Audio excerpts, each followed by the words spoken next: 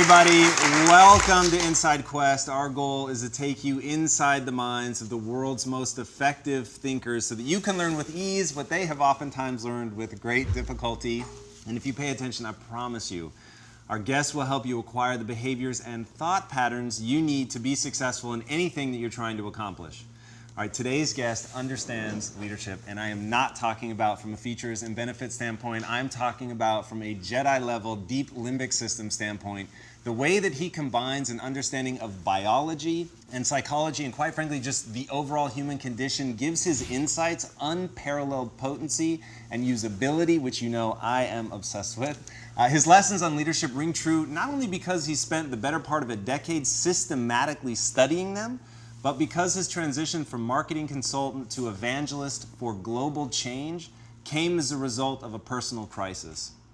Having fallen out of love with the very company he created, he turned about with depression into a revolution of the self that has helped him become one of the most impactful voices in the world of leadership.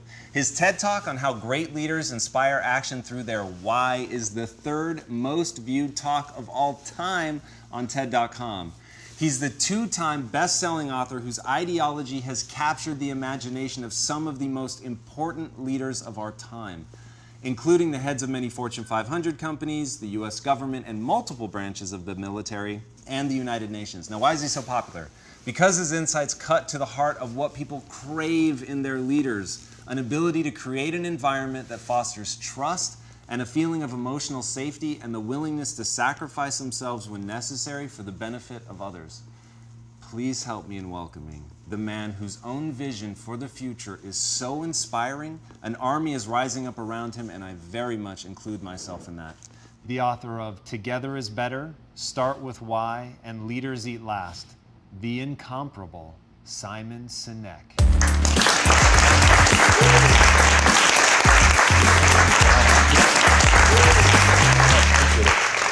What a pleasure it is to have you on the show today. Thanks for having me. Truly our pleasure, by the way. You've been a part of the lexicon of this company since we started, when we were a very small handful of people in a very lonely office in Compton. Our chief marketing officer, Nick Robinson, said, "Dude, this guy's written like exactly what we talk about here. You've got to see it. It codifies everything that we've sort of been bumbling around with." And first he made us watch your talk, the TEDx talk, which was amazing. And then he had us all read the book. And it really did formalize sort of those vague notions of what this needed to become for us. And so that became our mantra, like we need to understand our why, which forced us to really put language behind it, which has been just incredibly, incredibly instructive. And one of the goals of the show is to bring on people that I just owe a debt of gratitude, so I can say thank you. That's nice of you. So thank you. Thank you. It You're welcome. really, really has been amazing. So if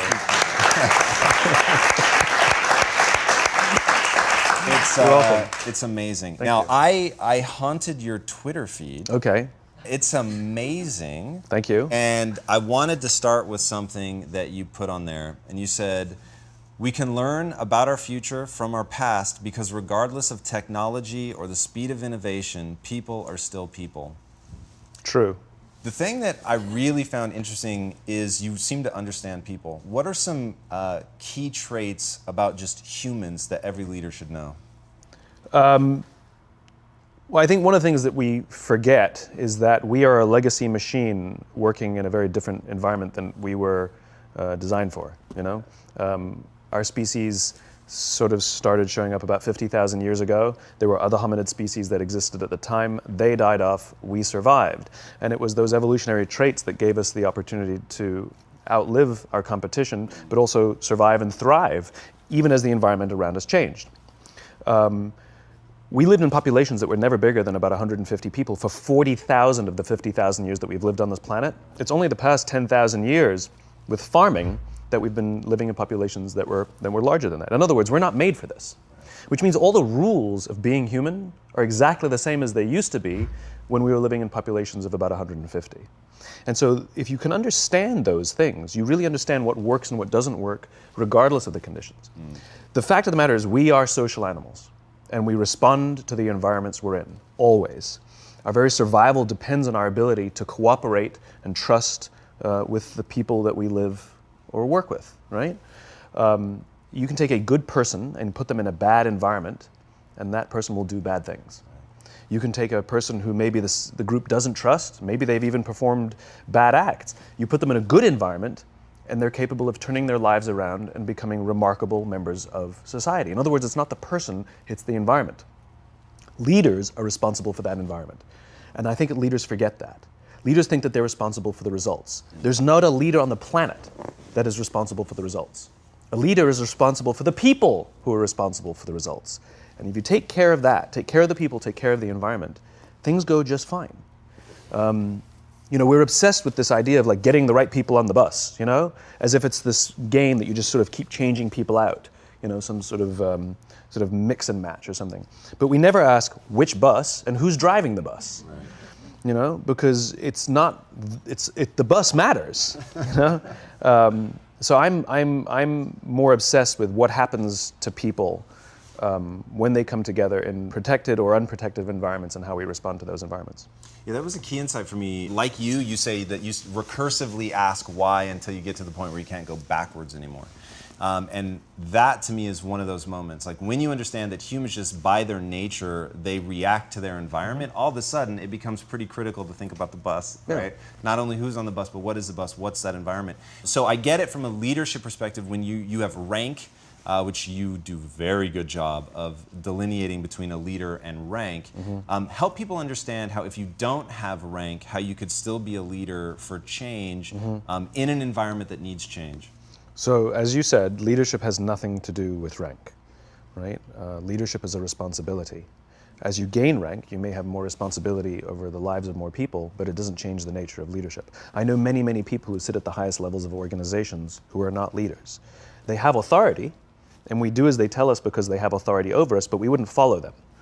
And yet I know many people who've made a choice, who have no rank, but they've made a choice to look after the person to the left of them and look after the person to the right of them. And we would follow them anywhere. And that's what leadership is. It's the responsibility to take care of the people around us, the people with whom we work. And leadership is a practice like any other. It is a skill that can be learned. And that means it requires practice. You don't just suddenly get a promotion, you're now in a management position and you're a leader, right? That's not how it works. If only, right?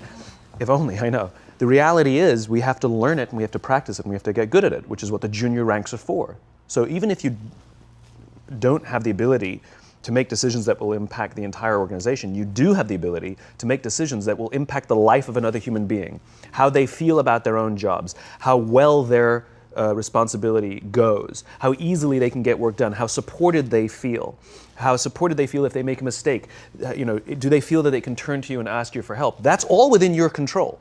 It's the same thing as being in a relationship or being a friend.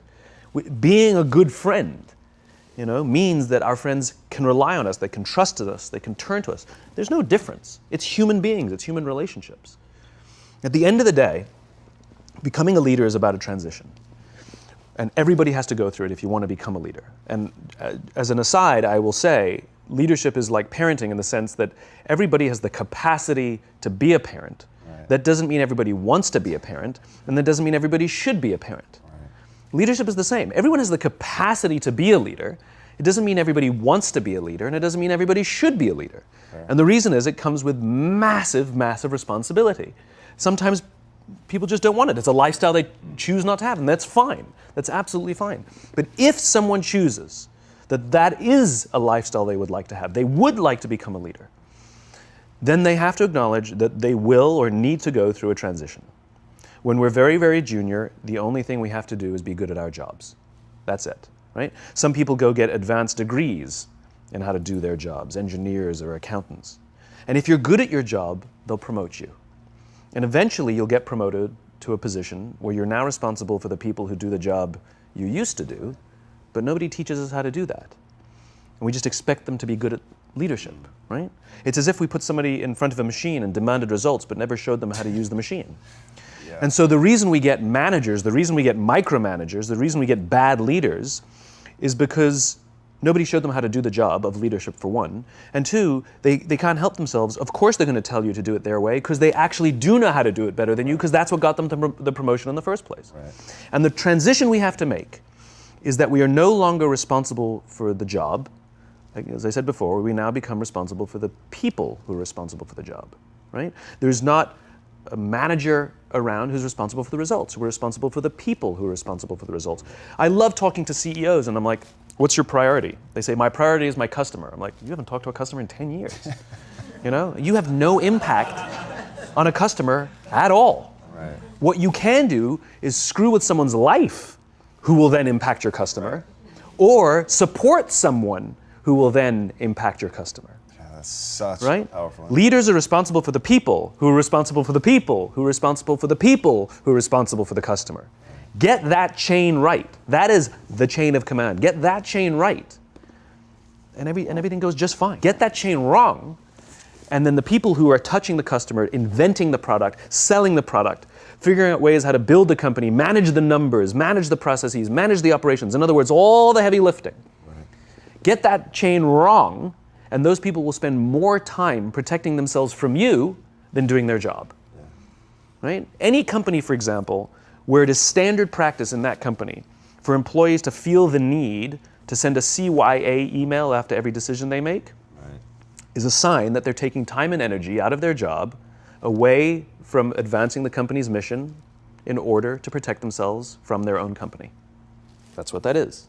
Any company where it is standard practice for people to feel the need to keep a folder of all the good things they've done in their careers just in case they need it, you know, Yeah. is a sign that they're taking time and energy out of their day away from doing their job in order to protect themselves from their own leaders. That's what that is. Those are signs of bad leadership. Politics, gossip. All of these things are people acting out of self-interest. That's what politics and gossip is, right? In well-led organizations, you tend to find very little politics and very little gossip because we're not competing at that level. We're now working together to compete at a much higher level. I'll tell you one quick story. It's a true story that captures it just so perfectly. I was staying at the Four Seasons in Las Vegas, which is a wonderful hotel. And the service there is really great. The reason it's such a great hotel is because of the people who work there. And I had an experience with a young man by the name of Noah. And Noah's a barista in the coffee shop that they have just there in the lobby. And I was buying a cup of coffee, and Noah was charming and funny and engaging. And I think I gave 100% tip. I think my $5 coffee, I think I gave a $5 tip. I mean, this guy was great. I loved talking to him. He was a joy. And I asked him, do you like your job? He said to me, I love my job, without skipping a beat. Wow. And I asked, what is it that the Four Seasons is doing that you love your job so much? He says, without skipping a beat, he says, throughout the day, managers will walk past and ask how I'm doing and if there's anything that I need. He said, not just my manager, any manager. Wow. He says, I feel supported here. He says, quote, I can be myself, right? Then, it's magic. And then he says to me, I also work at Caesar's Palace. And there, the managers go around to make sure that we're doing everything right and catch us if we do something wrong. He says, when I go to work at Caesar's Palace, I keep my head just under the radar because I don't want to get in trouble. He says, I just want to get through the day and make a paycheck. Right? Wow. Same person. Right. The experience that I have at the Four Seasons will be diametrically opposite to the experience that I have at Caesar's Palace, not because of Noah, but because of Noah's leadership. Right. And the joke is, if I were to go talk to the managers over at Caesar's Palace and say, you know it's you, they'll say, but you don't understand, we cannot get good work out of our people. Look, no matter how hard we try and how hard we push them, they just don't, so we either have to replace them or push them harder. No. We respond to the environments we're in. Get the environment right, you get the right behavior. Get the environment wrong, you get the wrong behavior. If that is what is happening, it is because of leadership, not because of the people. Yeah, there was a really famous cartoon back in the 80s, The Beatings Will Continue Until the Morale Improves. Yeah. Yeah, I always thought that was hilarious because it's so terrifyingly accurate. And astonishingly, look, I'm embarrassed that I have a career. You know, I talk about things like trust and cooperation. Why is there demand for my work, you know? But the fact that there is, I'll take it as an opportunity. Yeah. But what's really sort of abominable is that this is not a new idea. Like, there are books galore and speeches galore and articles galore about what leadership is. You know, and we all kind of say the same thing from a different angle, so you can pick your flavor, whichever message resonates most with you, and yet people don't do it. What's the hang up? And so I get this question a lot, which is, what are the most important characteristics about being a leader? Vision, charisma, I know some spectacular leaders who don't have big Steve Jobsian visions. They're just not visionary, And I know some spectacular leaders who really don't have a lot of charisma. They kind of just shuffle around, and you're like, that's the guy, that's the guy, right? And they're spectacular, and people will give blood, sweat, and tears for these people. The one thing I am comfortable saying that all effective leaders must have is courage, because it is hard. It is hard to stand up against outside pressure. It is hard to stand up to an external constituency who's pushing you to do something for their short-term gain, to do the right thing for your people. It is hard. It is thankless. It is lonely. Sometimes you get fired. Sometimes you get in trouble. Sometimes you'll lose your job, and the next guy will get all the credit. It's all true. And the courage to do the right thing in the face of overwhelming pressure, only the best leaders have that courage. Only the best leaders. And here's the folly. Courage is not some deep internal fortitude. You don't dig down deep and find the courage, right? It just doesn't exist. Courage is external. Our courage comes from the support we feel from others. In other words, when you feel that someone has your back, when you know that the day that you admit you can't do it, someone will be there and say, I got you. You can do this. That's what gives you the courage to do the difficult thing.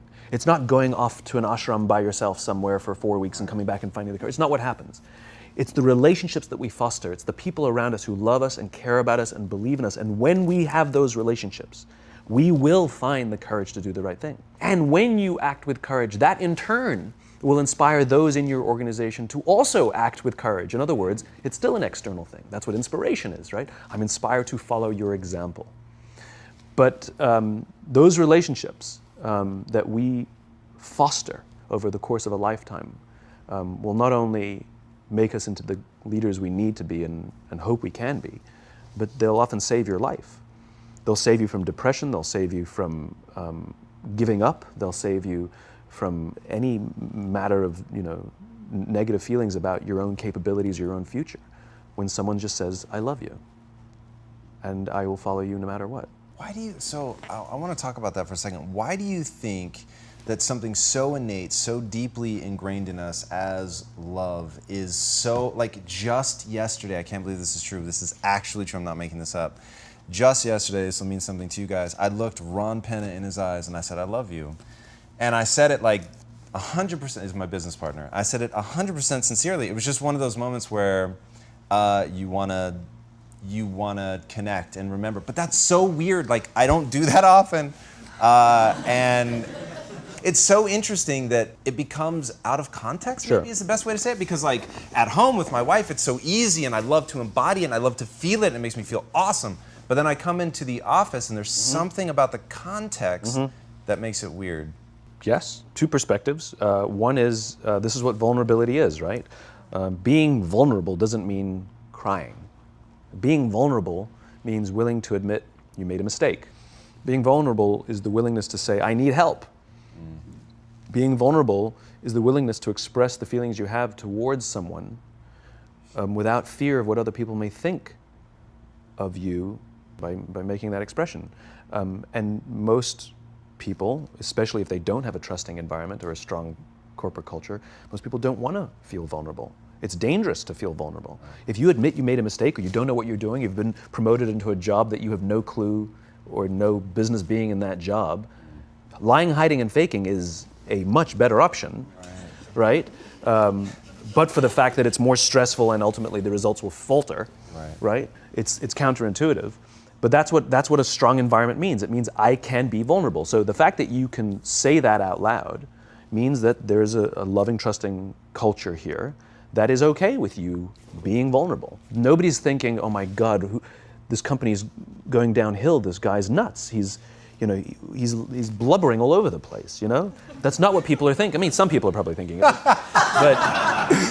But generally, that's not what people are thinking. If anything, people are going, cool. And that then inspires them to feel that they can also express vulnerability, like admit a mistake, like say they screwed up, like say they need help, that say, they want to offer help to someone and not fear that either. So that's one perspective. The other reason why stuff that I talk about or that you're talking about now is so often ignored is just because it's hard to measure. How do you measure leadership? How do you measure That's going to be one of my questions. How do you measure trust? They lack good metrics. It's very easy to measure revenues and profits and market share. So let's focus on those things, because I can like pull a lever here and see what happens over there. Right. But in terms of like trust, I'll pull a lever here and I won't see anything for 6 months. So it's not that I don't know that it exists. Everybody talks about the importance of culture, yet nobody seems to be focused on building it. I've never met a CEO in my life who doesn't think people are important, and yet every day they're making decisions that prioritize a number over a person, that literally don't care about people. They make decisions that literally brush people aside. Because it's hard to measure. In an ultra speedy, algorithmic world that we live in, what gets measured gets done. These things are measurable, just not in the short term. Yeah, I was going to ask, because when you talk about making this a movement, which is really exciting to think that there's this crusader out there who is incredibly effective at communicating this stuff and getting people excited about it and actually taking things from the ephemeral and making it very tangible. Do you think that's a question you're going to have to answer at some point? Like to show people how we measure? Metrics are fine. The metrics are fine. They're just not in the short term, and they're just not fixed in time. What are they? So for example, do you love your wife? Yes. Right? Prove it. Like, what's the metric? Give me the number that helps me know, right? Because when you met her, you didn't love her, right? Now you love her, right? Tell me the day the love happened. It's an impossible question, right? But it's not that it doesn't exist. It's that it's much easier to prove over time, right? So all leadership is the same thing. It's about transition. So if you were to go to the gym, right? It's like exercise, right? If you go to the gym and you work out and you come back and you look in the mirror, you will see nothing. And if you go to the gym the next day and you come back and you look in the mirror, you will see nothing, right? So clearly there's no results, can't be measured, it must not be effective. So we quit, right? Or if you fundamentally believe that this is the right course of action and you stick with it, like in a relationship, I bought her flowers and I wished her happy birthday, and she doesn't love me. Clearly I'll give up. That's not what happens. If you believe there's something there, you commit yourself to an act of service. You commit yourself to the regime, the exercise. You can screw it up. You can eat chocolate cake one day. You can skip a day or two.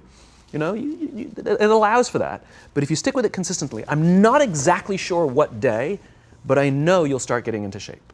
I know it. And the same with the relationship. It's not about the events. It's not about intensity. It's about consistency, right? You go to the dentist twice a year, your teeth will fall out. You have to brush your teeth every day for 2 minutes. What does brushing your teeth twice a day for 2 minutes do? Nothing. Unless you do it every day, twice a day for 2 minutes. Right? It's the consistency. Going to the gym for 9 hours does not get you into shape. Working out every day for 20 minutes gets you into shape. So the problem is we treat leadership with intensity. We have a 2-day offsite, we invite a bunch of speakers, we give everybody a certificate. You're a leader, right? Those things are like going to the dentist. They're very important. They're good for reminding us or getting us back on track, learning new lessons. But it's the daily practice of all the monotonous, little, boring things like brushing your teeth that matter the most. She didn't fall in love with you because you remembered her birthday and bought her flowers on Valentine's Day. She fell in love with you because when you woke up in the morning, you said good morning to her before you checked your phone. She fell in love with you because when you went to the fridge to get yourself a drink, you got her one without even asking. She fell in love with you because when you had an amazing day at work and she came home and she had a terrible day at work, you didn't say, yeah, but let me tell you about my day. Right. You sat and listened to her awful day and you didn't say a thing about your amazing day. This is why she fell in love with you. I can't tell you exactly what day, and it was no particular thing you did. It was the accumulation of all of those little things that she woke up one day and as if she pressed a button, she goes, I love him, right? Leadership is exactly the same. There's no event. There's no thing I can tell you you have to do that your people will trust you. It just doesn't work that way. It's an accumulation of lots and lots of little things that anyone by themselves is innocuous and useless. Literally, pointless by themselves. People will look at little things that are good leadership practices and say, that won't work. And you're absolutely right. But if you do it consistently, and you do it in combination with lots of other little things, like saying good morning to someone, that looking them in the eye. My friend George, who's a 3-star general in the Marine Corps, he says his test for leadership, and I love this, he goes, his test for a good leader is if you ask somebody how their day is going, you actually care about the answer. Right? The number of times we're walking to a meeting, we're rushing, we go, how are you? Not good, I got to get to you later, I'm late for a meeting. Right. If you ask the question, you were standing there and you were listening to the answer. It's those little innocuous things that you do over and over and over and over that people will say, I love my job. Not I like my job. I like my job means, yeah, the challenge is great, they pay me well, I like the people. I love my job means, I don't want to work anywhere else. I don't care how much somebody else is willing to pay me. I'm devoted to the people here, and I care desperately about the people here as if they were my family. In business, we have colleagues and coworkers. In the military, they have brothers and sisters. That's how they think of each other, right? If you really have a strong corporate culture, the people will think of each other like brothers and sisters. It's like a family, right? No, brothers and sisters. Deep love. Fight, but the love doesn't go away. Right? Bicker, the love doesn't go away. And I'll fight with my sister, but if you threaten my sister, you're going to have to deal with me. Right. Right? We'll fight internally, we'll bicker with each other, but nobody's going to hurt each other. And if anything from the outside shows up, you're looking at a unified front. Brothers and sisters. Now, how do you create brothers and sisters out of strangers? Common beliefs, common values. You know, parents, in other words, executives who care about their children's success, who care to raise their children, teach them skills, discipline them when necessary, help them build their self-confidence so that they can go on and achieve something more than you could have ever imagined achieving for yourself. That's leadership, an absolute love and devotion for the people who've committed their lives to this enterprise. That's such a brilliant reframe. It's so simple and so beautiful and unbelievably hard work. It is and it isn't. Here's why it is. You said it. It's hard to measure, right? It's hard for me to show. It's hard to measure in the short term. It's very easy to measure in the long term.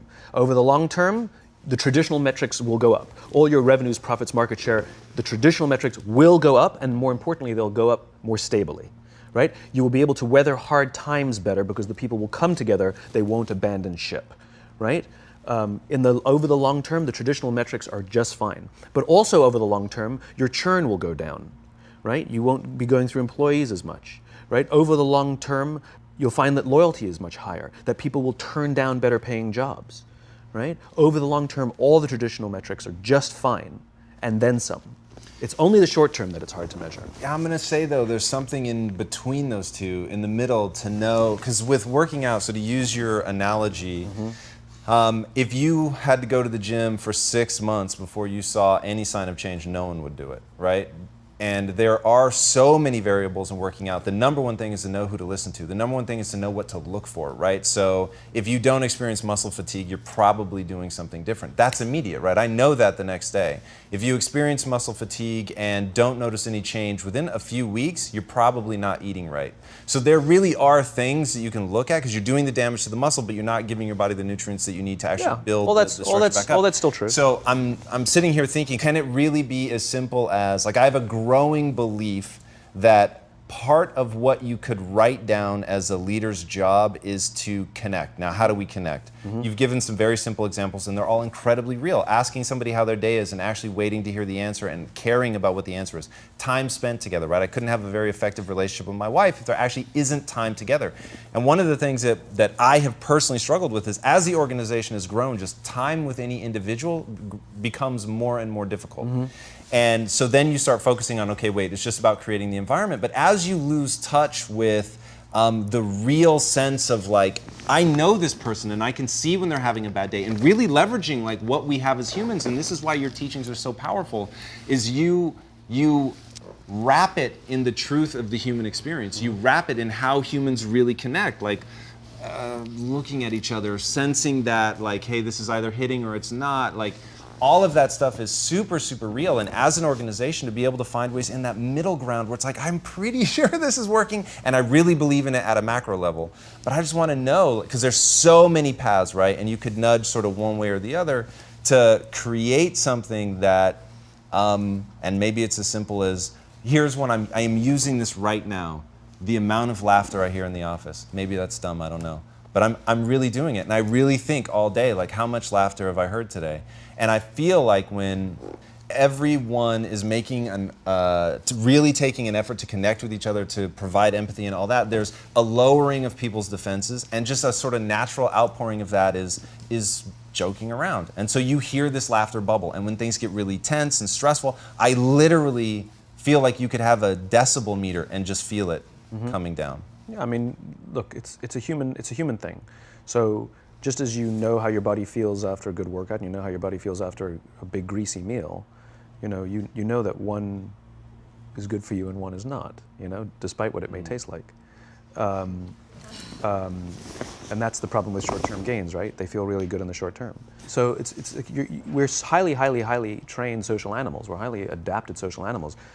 We can feel social awkwardness, and we can feel when things are going well. You can sense it. You say you have this sense of laughter, around the office. Like we don't walk around with blinders. We're like I said, we're made to do this. That's why we can assess if somebody's trustworthy or not. That's why we keep our walls and we're like, yeah, his results are great, but I wouldn't trust him, right? As opposed to letting down your, like, I trust her with anything. I trust her with my kids, my money, anything, So we're highly attuned animals, and so we're good at sensing it. But I will say there is a caveat to your metric of laughter, which is a decent one, is that scale breaks things, right? In human beings, as I said before, we're not made for populations bigger than about 150-ish. It's called Dunbar's number. Robin Dunbar, a professor from Cambridge University, theorized that we cannot maintain more than about 150 close relationships. And the way he defined a close relationship is, if you're at a bar with a bunch of friends and somebody comes in, would you ask that person to join you or not? And it's about 150 that we would ask them to come join us. Right. And if you think about the reason, that actually makes perfect sense, which is there's two limiting factors. One is time. If you only gave 2 minutes to every person you know, you'd make no close friends. And the other one is memory. You just can't remember everybody. And so this is where leadership becomes very, very interesting. Because if you have a company that has a lot of people, 5, 6, 7, 800 people, 1,000, 2,000, 5,000 people, clearly you can't know everyone. And clearly as a CEO, like, I care about every single one of my people. You don't even know. Some of the people you work for who work for you are bastards. You don't care about them, right? So it's a nonsense statement, right? But what you can say is, I desperately care about the people whose names I know and whose faces I recognize. And I care desperately about my leadership, and I instill in them every day that I will give them the tools and I will take care of them with one purpose and one purpose only, that they will take care of the people in their charge. And I want those people to take care of the people and instill in them that they take care of the people in their charge. And then by the time you get down to the masses, where the actual 1,000 exist, because of the seniors it's like 20, right? Where the real 1,000 exist, they feel about 150 of them can look to one of their direct leaders, to one of their direct managers, and say, that person cares about me. That's our boss, that's my leader. Not the leader, it's the CEO. That's my manager, my boss, my leader. And by the way, I hate the word boss and manager. Nobody wakes up in the morning to be managed. Nobody wants to be managed. Manage me, right? But we do want to be led. I do want to wake up in the morning and I want to be led. Lead me. Absolutely. Absolutely lead me. Right? If you have the courage, you can lead me. Right? And I will follow you. So when scale shows up, you actually still maintain the rules of Dunbar's number, but now they're done, and that's what effective hierarchy looks like, where every level feels supported by the level above to take care of the level below. And then if you're at the front line, you feel supported by the level above, and the level below is the customer or the vendor that you own that relationship. In other words, we're all responsible for taking care of another relationship because someone's taking care of us. Yeah, you've talked super powerfully about that like an alcoholic, if you don't master the step of helping somebody else beat the disease, that you never really fully beat it yourself, and Yeah. that the parallel between being a leader requires the same thing, you taking ownership for helping somebody else be successful and building trust through that. Yeah, the example you're using there is the 12-step program. We all joke about the first step, admitting you have a problem, Right. but it's the 12th step that matters. If an alcoholic masters all 11 steps and not the 12th, it's highly likely they'll drink again. If they master the 12th step, they're much more likely to overcome the disease. The 12th step is the commitment to help another alcoholic. Right. It's service. And this really is the most powerful thing in the world, which is, it's not about us, it's about others. You know, there's an entire section in the bookshop called self-help. There's no section in the bookshop called help others, right? And it's not about how can I lose 10 pounds? How can I find the job that I love? How can I find the love of my life? You know? No. It's not how can I lose 10 pounds, it's how can I help somebody I care about live a healthy lifestyle. It's not how can I find the job that I love, it's how can I help somebody I care about find a lifetime of joy in their work. It's not how can I find true love, it's how can I help my friends settle down and live the life they want to live. And ironically, if we set out to help people solve the problems that we struggle with ourselves, that in turn is what teaches us the solutions. Yeah, that's incredible. And the thing that really is so this is so important to me is the human desire for connection is so strong, and we sort of check that at the door when you come into an office, and yet you're giving so much of your time to the office that you've said that, you know, loving your job is a right. It's not a nice to have. Not a privilege. Yeah, I believe that. I believe loving your work is a right and not a privilege. I despise the fact, I lament the fact, I curse the fact that so few people get to say, I love my job, as if they've won some lottery. You know, you go out with your friends and somebody says, I love my job, and everybody goes, oh my God, you're so lucky, right? That to me is madness. Everybody, the vast majority, should get to wake up and say, I love my job. It is a right. It is a God-given right that we should love where we work, and we should demand it. We should demand that our leaders provide an environment in which we want to come, where we want to care about each other, where we feel safe to express our vulnerabilities and our fears and our concerns, that we're open to correction and discipline and feedback, that we're not defensive because we know that it's being given to help us improve and grow, and we want to improve and grow.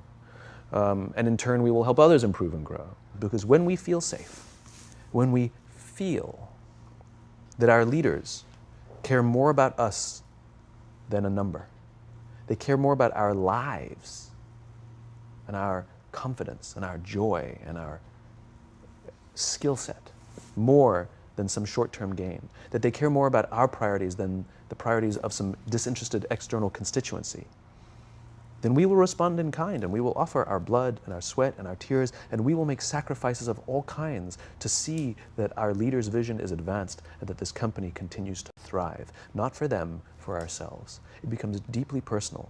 It becomes something we love contributing to. I talk about it all the time. Working hard for something we don't care about is called stress. Working hard for something we love is called passion. And I'm tired of listening to CEOs saying, we only hire passionate people. You don't even know what that means. How do you know that they're passionate for interviewing and not passionate for working? You know, every person on the planet has passion, right? We just don't all have passion for the same things. Give me something to believe in. Give me something to believe in. Give me the opportunity to contribute to something. Allow me to make mistakes and try again. And you'll have passion up the wazoo. But Noah only has passion in one of his jobs. He has stress in the other one of his jobs.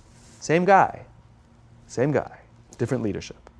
Yeah, that rings so true with what I know about human nature. The first time I heard you talk about this, it's just one of those things that whenever something lines up with what I know to be true about the way that the human mind works, it's like, okay, now I know that I'm really onto something. And when you have told stories of companies that have weathered storms and how that trust goes both ways, and when people feel looked after, it makes a lot of sense. And then I had never heard prior to you that the way the business has evolved was a theory that was laid out, only 30, 40 years ago max, and I can really feel a change that's happening in the world now, and it's such a cool time to be involved in a rapidly growing company that has a huge portion of young people in the company, because the demand that you're saying that people need to be made, there's something in the youth today that allows them to cry for their humanity. And I don't know if they yet know the words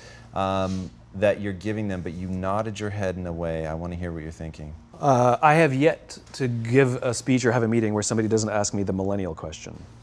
What's the millennial question? Apparently, millennials as a generation, which is a group of people who were born approximately 1984 and after, are tough to manage. And they're accused of being entitled and narcissistic and self-interested, unfocused, lazy. But entitled is the big one. And because they confound leadership so much, what's happening is leaders are asking the millennials, what do you want? And millennials are saying, we want to work in a place with purpose, love that. We want to make an impact, whatever that means. We want free food and beanbags. And so somebody articulates some sort of purpose, there's lots of free food and there's beanbags, and yet for some reason they're still not happy.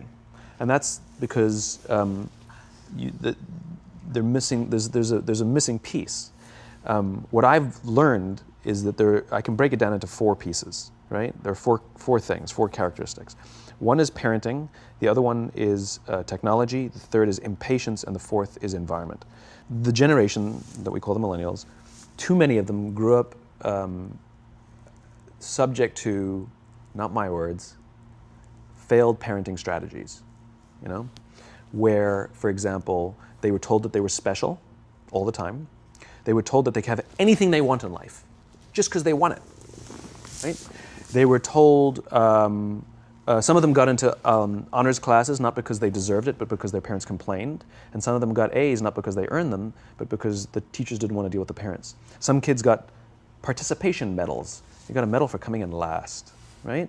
Which the science we know is pretty clear, which is it devalues the medal and the reward for those who actually work hard. And it actually makes the person who comes in last feel embarrassed because they know they didn't deserve it. So it actually makes them feel worse, right? So you take this group of people and they graduate school and they get a job, and they're thrust into the real world, and in an instant they find out they're not special, their moms can't get them a promotion, that you get nothing for coming in last, and by the way, you can't just have it because you want it, right? And in an instant, their entire self-image is shattered. And so you have an entire generation that's growing up with lower self-esteem than previous generations. The other problem, to compound it, is we're growing up in a Facebook, Instagram world. In other words, we're good at putting filters on things. We're good at showing people that life is amazing even though I'm depressed, right? And so everybody sounds tough, and everybody sounds like they got it all figured out. And the reality is there's very little toughness, and most people don't have it figured out. And so when the more senior people say, well, what should we do? They sound like, this is what you got to do. And they have no clue, right? So you have an entire generation growing up with lower self-esteem than previous generations, right? Through no fault of their own, right? They were dealt a bad hand, right? Now let's add in technology. We know that engagement with social media and our cell phones releases a chemical called dopamine. That's why when you get a text, it feels good, right? So we've all had it where you're feeling a little bit down or feeling a bit lonely, and so you send out 10 texts to 10 friends, hi, hi, hi, hi, hi, because it feels good when you get a response, right? Right? It's why we count the likes. It's why we go back 10 times to see if my Instagram is growing slower. Did I do something wrong? Do they not like me anymore? Right? The trauma for young kids to be unfriended, right? Because we know when you get a hit of dopamine, which feels good. It's why we like it. It's why we keep going back to it. Dopamine is the exact same chemical that makes us feel good when we smoke, when we drink, and when we gamble. In other words, it's highly, highly addictive. Right? We have age restrictions on smoking, gambling, and alcohol, and we have no age restrictions on social media and cell phones, which is the equivalent of opening up the liquor cabinet and saying to our teenagers, hey, by the way, this adolescence thing, if it gets you down, But that's basically what's happening. That's basically what's happening, right? That's basically what happened. You have an entire generation that has access to an addictive, numbing chemical called dopamine through social media and cell phones as they're going through the high stress of adolescence. Why is this important? Almost every alcoholic discovered alcohol when they were teenagers. When we're very, very young, the only approval we need is the approval of our parents. And as we go through adolescence, we make this transition where we now need the approval of our peers. Very frustrating for our parents, very important for us. It allows us to acculturate outside of our immediate families into the broader tribe, right? It's a highly, highly stressful and anxious period of our lives, and we're supposed to learn to rely on our friends. Some people, quite by accident, discover alcohol and numbing effects of dopamine to help them cope with the stresses and anxieties of adolescence. Unfortunately, that becomes hardwired in their brains, and for the rest of their lives, when they suffer significant stress, they will not turn to a person, they will turn to the bottle. Social stress, financial stress, career stress, that's pretty much the primary reasons why an alcoholic drinks, right? What's happening is because we're allowing unfettered access to these dopamine-producing devices and media, basically it's becoming hardwired, and what we're seeing is as they grow older, too many kids don't know how to form deep, meaningful relationships. Their words, not mine. They will admit that many of their friendships are superficial. They will admit that their friends, that they don't count on their friends, they don't rely on their friends, they have fun with their friends, but they also know that their friends will cancel on them if something better comes along. Deep, meaningful relationships are not there because they never practice the skill set, and worse, they don't have the coping mechanisms to deal with stress. So when significant stress starts to show up in their lives, they're not turning to a person, they're turning to a device, they're turning to social media, they're turning to these things which offer temporary relief. We know, the science is clear, we know that people who spend more time on Facebook suffer higher rates of depression than people who spend less time on Facebook, right? These things balanced. Alcohol is not bad, too much alcohol is bad. Gambling is fun, too much gambling is dangerous, right? There's nothing wrong with social media and cell phones. It's the imbalance, right? If you're sitting at dinner with your friends and you're texting somebody who's not there, that's a problem. That's an addiction. If you're sitting in a meeting with people you're supposed to be listening to and speaking, and you put your phone on the table, face up or face down, I don't care, that sends a subconscious message to the room that you're just not that important to me right now, right? That's what happens. And the fact that you cannot put it away is because you are addicted, right? If you wake up and you check your phone before you say good morning to your girlfriend, boyfriend, or spouse, you have an addiction. And like all addiction, in time, it'll destroy relationships, it'll cost time, and it'll cost money, and it'll make your life worse, right? So you have a generation growing up with lower self-esteem that doesn't have the coping mechanisms to deal with stress, right? Now you add in the sense of impatience, right? They've grown up in a world of instant gratification. You want to buy something, you go on Amazon, it arrives the next day. You want to watch a movie? Log on and watch a movie. You don't check movie times. You want to watch a TV show? Binge. You don't even have to wait week to week to week, right? I know people who skip seasons just so they can binge at the end of the season, right? Instant gratification. You want to go on a date, you don't even have to learn how to be like, hey. You don't even have to learn and practice that skill. You don't have to be the uncomfortable one who says yes when you mean no and says no when you mean no, but yes when you don't have to swipe right. Bang, I'm a stud. Right? You don't have to learn the social coping mechanisms, right? Everything you want, you can have instantaneously. Everything you want, instant gratification, except job satisfaction and strength of relationships. There ain't no app for that. They are slow, meandering, uncomfortable, messy processes. And so I keep meeting these wonderful, fantastic, idealistic, hardworking, smart kids. They've just graduated school. They're in their entry-level job. I sit down with them and I go, how's it going? They go, I think I'm going to quit. I'm like, why? They're like, I'm not making an impact. I'm like, you've been here 8 months. You know? It's as if they're standing at the foot of a mountain and they have this abstract concept called impact that they want to have in the world, which is the summit. What they don't see is the mountain. I don't care if you go up the mountain quickly or slowly, but there's still a mountain. And so what this young generation needs to learn is patience. That some things that really, really matter, like love, or job fulfillment, joy, love of life, self-confidence, a skill set, any of these things, all of these things take time. Sometimes you can expedite pieces of it, but the overall journey is arduous and long and difficult. And if you don't ask for help and learn that skill set, you will fall off the mountain, or you will, the worst case scenario, and we're already seeing it, the worst case scenario is we're seeing an increase in suicide rates, we're seeing an increase in this generation, we're seeing an increase in accidental deaths due to drug overdoses, we're seeing more and more kids drop out of school or take leaves of absence due to depression. Unheard of. This is really bad. The best case scenario, those are all bad cases, right? The best case scenario is you'll have an entire population growing up and going through life and just never really finding joy. They'll never really find deep fulfillment in work or in life. They'll just waft through life and it'll be just, it's fine. How's your job? It's fine. It's the same as yesterday. How's your relationship? It's fine. Like that's the best case scenario. Which leads me to the fourth point, which is environment, which is we're taking this amazing group of young, fantastic kids who were just dealt a bad hand. It's no fault of their own. And we put them in corporate environments that care more about the numbers than they do about the kids. They care more about the short-term gains than the long-term life of this young human being. We care more about the year than the lifetime, right? And so we are putting them in corporate environments that aren't helping them build their confidence, that aren't helping them learn the skills of cooperation, that aren't helping them overcome the challenges of a digital world and finding more balance, that isn't helping them overcome the need to have instant gratification and teach them the joys and impact and the fulfillment you get from working hard on something for a long time that cannot be done in a month or even in a year. And so we're thrusting to them in corporate environments, and the worst part about it is they think it's them. They blame themselves. They think it's them who can't deal. And so it makes it all worse. It's not. I'm here to tell them it's not them.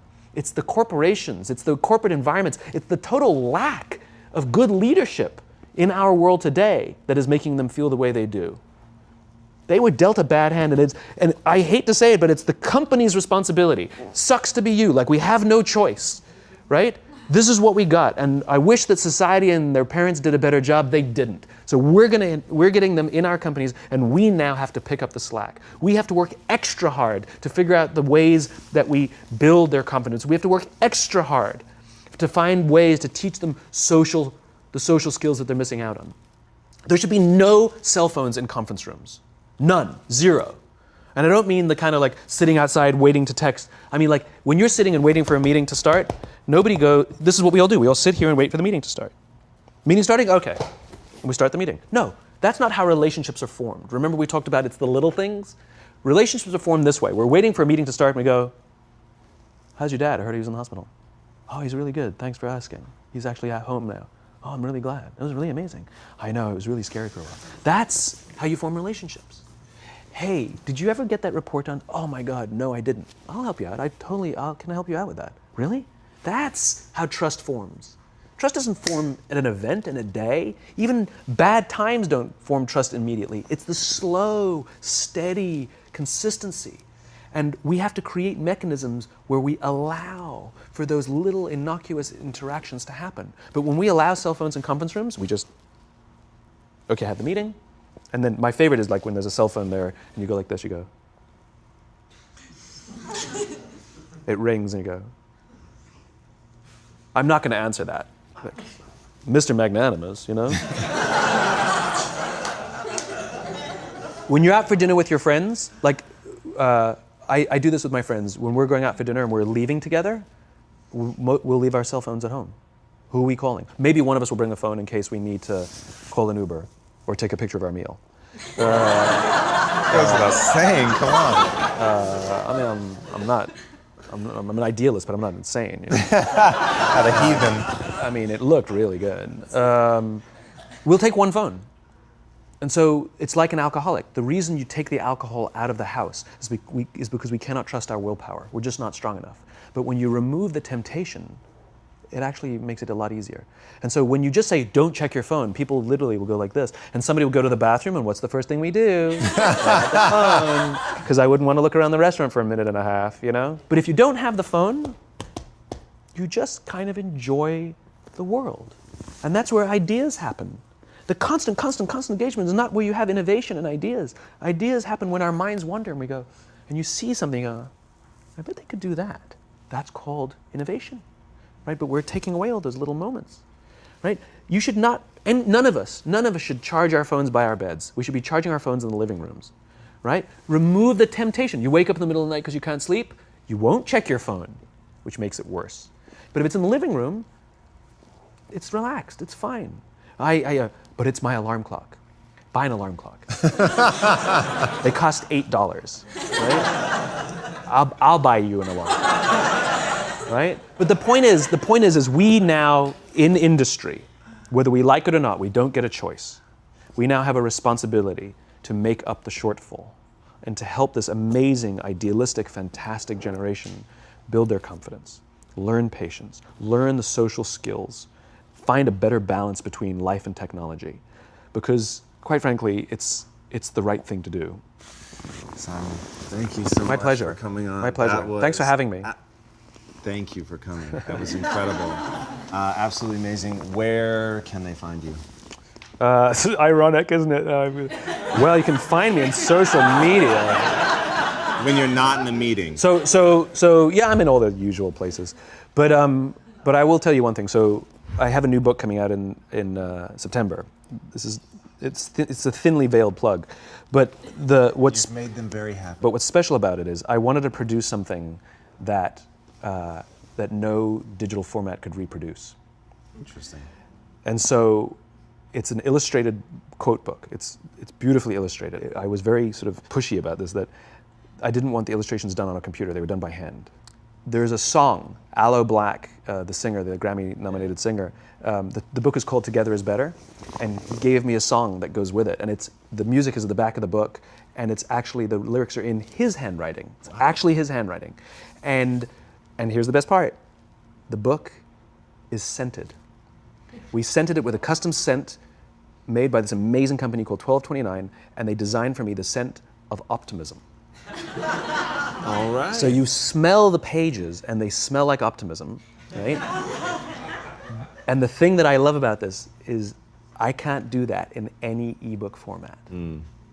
I wanted to create something that you had to physically engage with, and it's designed to be given as a gift. The first page says to, from, because I wanted it to be given as a gift to someone you want to say thank you for inspiring you, or to give to someone you wanted to inspire. It was designed to promote this physical interaction and engaging with the real world. So I'm really proud of it. It's incredible, man. Super unique. Yeah, it's fun. I hope it does smashingly well, as your other books have, and have given so much to people, and it's just really, really been incredible. And what you shared with us today, man, honestly. Thank you. Absolutely wonderful. Appreciate it. Thank you very much. So much. Truly, thank you for having me.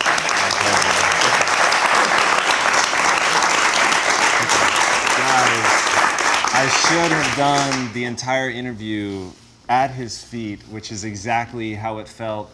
He has an amazing Twitter quote, which I'm going to paraphrase, but leaders are learners, and the people who stop pretending like they know everything and really open themselves up to knowledge are the ones that go farther ahead. Needless to say, it was much shorter than that since it was 140 characters, but that's the idea. And when I encountered Simon for the first time, it was with that enthusiasm of being opened up to learning something new, to changing everything, to build something that is better.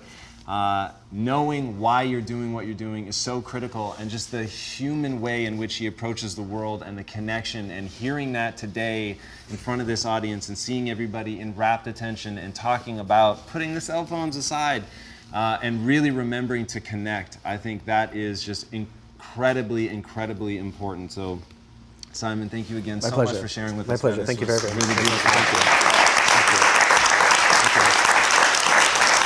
To the Inside Quest community, thank you guys for becoming so special that we're able to get guests like Simon. The first thing he said to me today was, hey, we finally made this happen, not for a want of trying. So in your name, we went after him for a very long time because what he gives is just absolutely incredible. Thank you guys so much for joining. This is weekly, so be sure to subscribe. And until next week, my friends, be legendary. Take care.